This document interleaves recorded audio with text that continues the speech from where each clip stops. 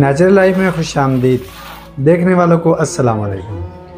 तो आज मैं आपको दिखाने वाला हूँ कि मैंने ये केज कैसे बनाया, क्योंकि सारे व्यूअर्स जितने भी हैं वो कहते हैं यार केज बनाने से पहले हमें थोड़ा सा केज के बारे में बता देना चाहिए, केज बनता कैसे है।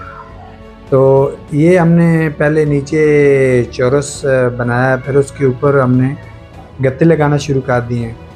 ठीक है, गत्तों से क्या है कि नीचे सेम नहीं जाएगी, क्योंकि सेम से हमने बचाना है। फिर साइड पे हमने जो शापर है ना प्लास्टिक, इसको हमने लगा दिया। फिर सरिये को लाजमी लगाना है, क्योंकि खाली सीमेंट की ताकत नहीं होती है, वो टूट जाता है। सरिया हो तो वो टूटता नहीं है। उसके बाद मैंने इनका ग्राउंड फ्लोर बनाया जो बत्तख वगैरह घूमने के लिए, तो बत्तख वगैरह घूमने के लिए लाजमी है ग्राउंड फ्लोर भी। फिर इसकी मैंने शटरिंग की है। शटरिंग मैंने जो है ना आपका थर्मोपोल फोम उससे की है। तो टैंकी एक बना लिया है, फ्रंट से खाली रखा है, क्योंकि फ्रंट से खाली रखने के लिए क्या है कि गिलास लगाऊंगा। गिलास लगाने से क्या होगा कि बाहर से कुछ नज़र आएगा। साइड से दीवार बना दी है।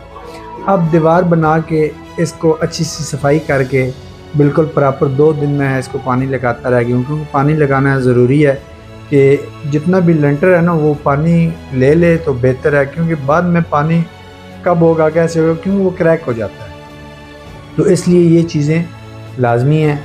तो थर्मोपोल जो है वो सफाई लेके आता है, ख़ूबसूरत तरीके से लगता है, क्योंकि आप ईंटें वगैरह या कुछ और किसी चीज़ की शटरिंग करते हो ना, तो वो शटरिंग जो है इतनी सफाई से नहीं आती। थर्मोपोल डिज़ाइन करने के लिए बहुत अच्छी चीज़ है। थर्मोपोल जो है ना वो लेके आएँ और बाद में उसे तोड़ के साथ खेड़ दें। ठीक है, वो बेहतरीन आपको शाइनिंग देगा और आपका जो है ना प्रोजेक्ट रेडी हो जाएगा।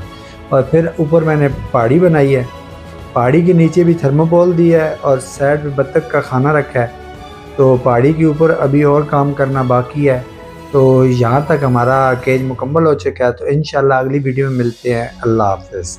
तो हमारा चैनल सब्सक्राइब और लाइक और शेयर करें।